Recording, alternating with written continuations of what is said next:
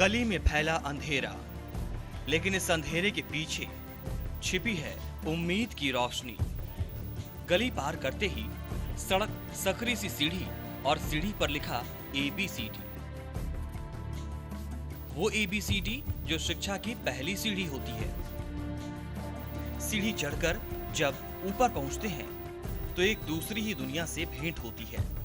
कड़ाके की ठंड में भी जमीन पर बैठे छोटे छोटे बच्चे अपना पाठ याद करने में जुटे हैं।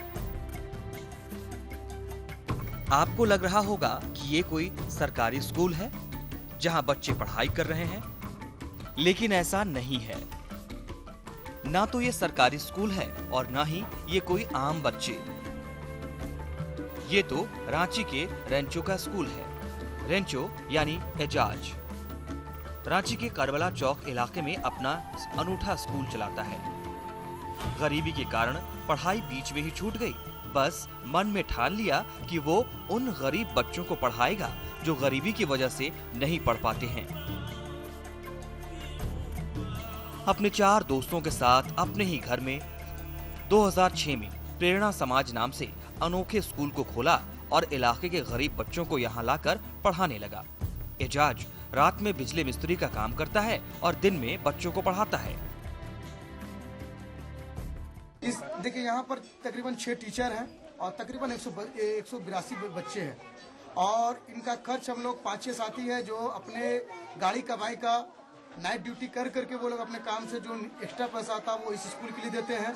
खुद मैं 12 बजे रात तक इलेक्ट्रॉनिक्स रिपेयरिंग का काम करता हूं और फिर शाम के वक्त में समय निकाल करके हम लोगों से जाते हैं। 10-5 चंदा जो मिल जाता है वो हम लोग कलेक्ट करके यहाँ के टीचरों को सैलरी मुहैया कराते हैं।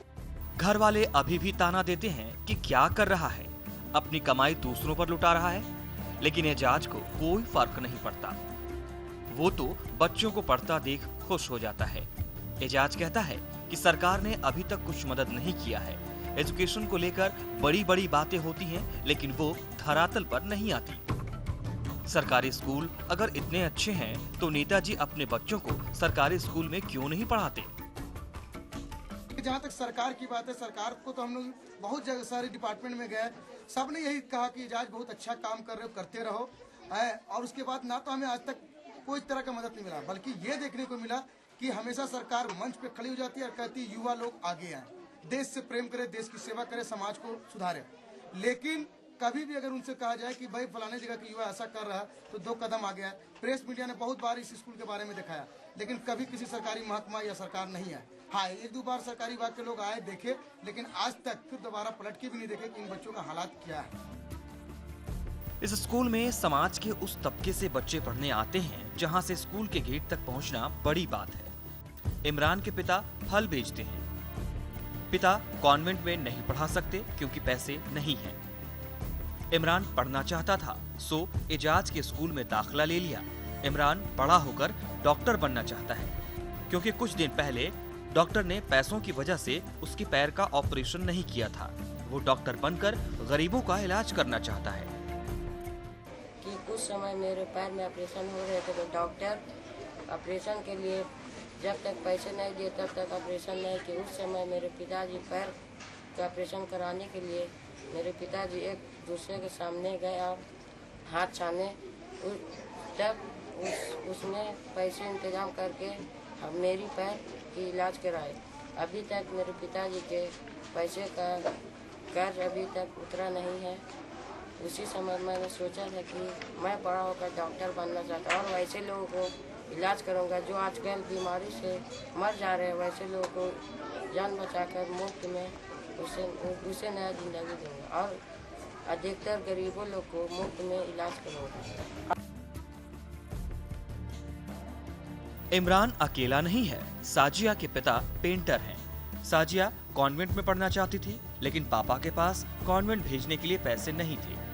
साजिया टीचर बनना चाहती है क्योंकि उसे गरीबों को मुफ्त में पढ़ाना है। सरफराज के पिता रिक्शा चलाते हैं और सरफराज डॉक्टर बनना चाहता है।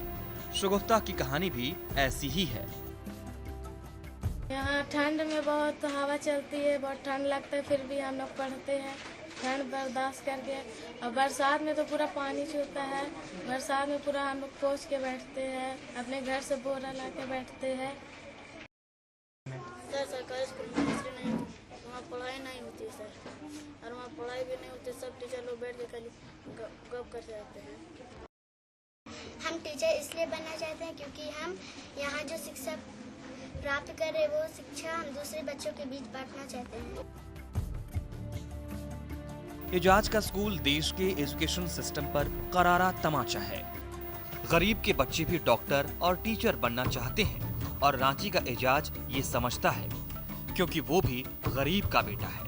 शायद यही वजह है कि वो रैंचो की तरह कुछ अलग कर रहा है। क्या पता कल यही बच्चे इस स्कूल से निकलकर देश चलाने लगे।